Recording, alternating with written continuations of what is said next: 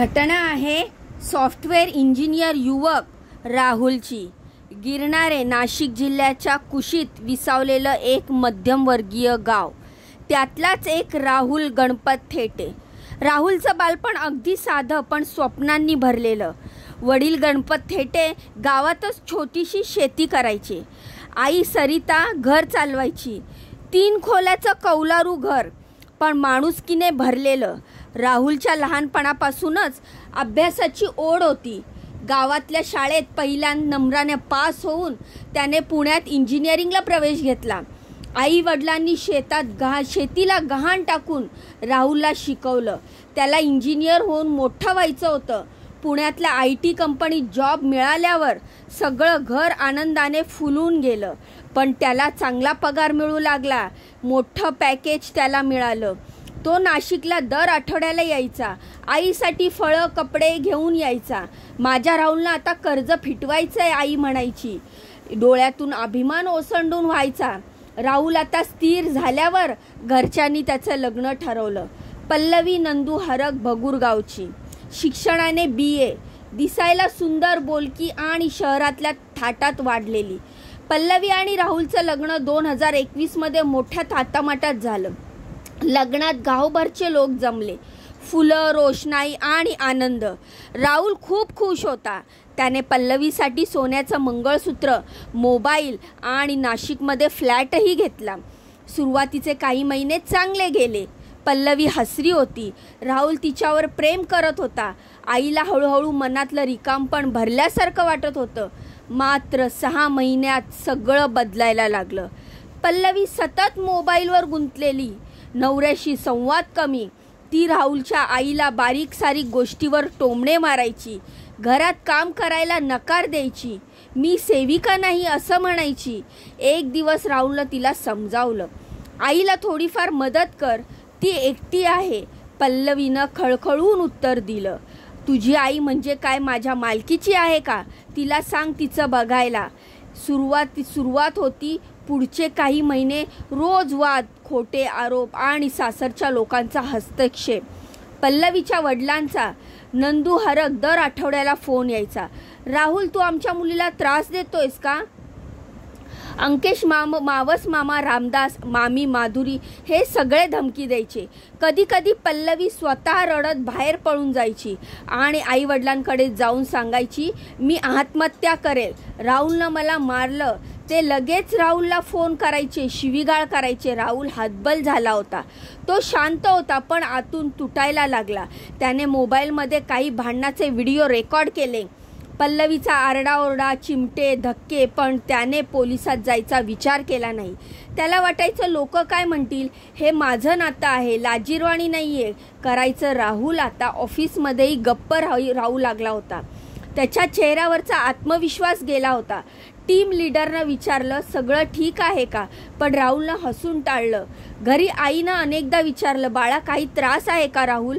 राहुल शांतच राहिला, पण एक दिवस त्याच्या डोळ्यात पाणी होतं। तो आईला म्हणाला, आई मी तुटतोय, मी कशासाठी जगतो हेच मला समजत नाहीये। आईने मिठी मारून रडत म्हटलं, माझ्या लेकराला असं काही करू देणार नाही त्या दिवशी। आणि त्याच दिवशी सकाळपासून पल्लवी आणि राहुलमध्ये वाद सुरू झाला होता। राहुलनं आईसाठी मेडिकल खर्चासाठी पैसे काढले आणि ते पल्लवीला पटले नव्हते। तुझ्या आईसाठी किती खर्च करणार? पल्लवीने ओरडत विचारलं।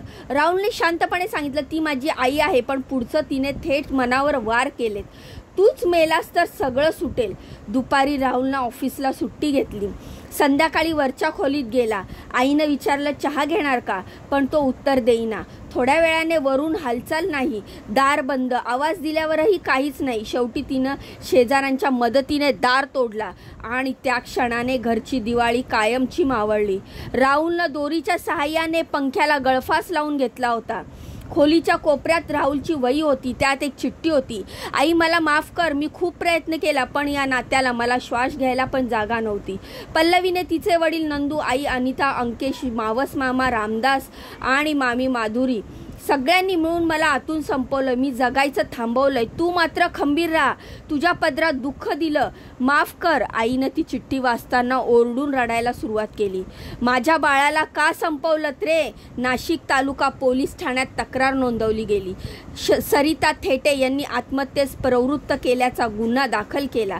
कलम 306 अंतर्गत पल्लवी, तिचे वडील, आई मेवना आणि मावस मामा मामी यांच्यावर गुन्हा दाखल झाला. पोलिसांनी राहुलचे व्हिडिओ तपासले, त्यात पल्लवीचा छळ स्पष्ट दिसत होता. साक्षीदार म्हणून शेजाऱ्यांनी आणि मित्रांनी राहुलच्या मानसिक अवस्थेबाबत सविस्तर माहिती दिली. आजही सरिता थेटे कोर्टात जाते. प्रत्येक सुनावणीत ती राहुलचे फोटो जवळ ठेवते. म्हणते, माझा राहुल शांत होता, पण त्याचं रडणं कोणी ऐकलं नाही. सिस्टम आज आरोपीला न्यायालयात उभं करत आहे, पण निर्णय येईपर्यंत राहुलचं नुकसान भरून येणार नाही. राहुलचं प्रकरण हे अपवाद नाही आहे. अनेक पुरुषी मानसिक छळ सहन करत असतात, पण ते बोलत नाहीत. समाज त्यांच्या वेदनेला कमजोरी समजतो. पण आता प्रश्न निर्माण होतो, जर मानसिक छळ खरा आहे तर तो कायद्याने ओळखावा लागेल. अशा मृत्यूपासून आपण काही शिकू शकतो का? राहुल आज नाही, पण त्याची सुसाईड नोट आजही आईच्या उशाशी ठेवलेली आहे. दर रात्री ती वाचते आणि देवाकडे मागते, दुसरा कोणताही राहुल असं निघून जाऊ नये. या घटनेतून आपण काय शिकावं? तर मानसिक छळ, दुःख आणि अन्याय हे केवळ स्त्रियांनाच नव्हे तर पुरुषांचंही वास्तव्य असू शकतं. नात्यांमध्ये संवादाचा अभाव, अहंकार आणि घरच्यांचा अंधपाट एखाद्याला तुटायला लावू शकतो. समाजाने पुरुषांच्या वेदनेला देखील गंभीरतेने घेतलं पाहिजे आणि मानसिक आरोग्याला प्राधान्य देणे आवश्यक आहे. तर विवाह ही केवळ सामाजिक जबाबदारी नसून परस्पर आदर, समजूतदारपणा आणि समुपदेशनाची गरज असते. छळ सहन करणाऱ्यांनी मौन न पाळता पुरावे गोळा करून योग्य वेळी मदत मागणं हेच आत्महत्येसारख्या टोकाच्या पावलापासून वाचू शकतं. राहुलसारख्या बळींनी दिलेलं हे मौनबद्ध शिक्षण समाजात आता ऐकायला हवं. ही घटना ऐकून याविषयी आपल्याला काय वाटतं? आपली प्रतिक्रिया मला कमेंटच्या माध्यमातून नक्की सांगा. जाण्याआधी व्हिडिओला लाईक करा, चॅनलला सबस्क्राईब करा. तुमच्या या बहिणीला पुढे जाण्याचा एक चान्स नक्कीच द्या. तुमच्यासाठी असेच नवीन माहिती असलेले व्हिडिओ मी रोज बनवत जाईल आणि तुमच्यासाठी टाकत जाईल. फक्त तुमच्या मदतीची आणि सपोर्टची अपेक्षा आहे. तर भेटूया पुढच्या व्हिडिओमध्ये अशीच महत्त्वपूर्ण लेटेस्ट अपडेट घेऊन. तोपर्यंत स्वतःची काळजी घ्या. बाय आणि नमस्कार.